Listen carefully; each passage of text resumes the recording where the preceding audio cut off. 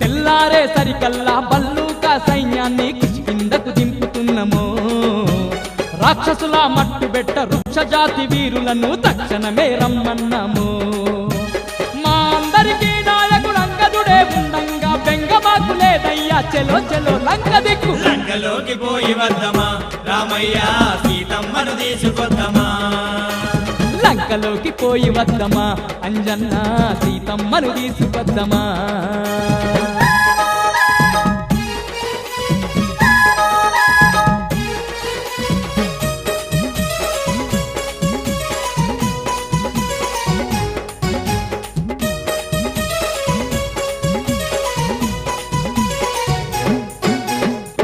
యోజనాల ఈ సముద్రాన్ని దాటంగా వారధి గడతాము చూడయ్యో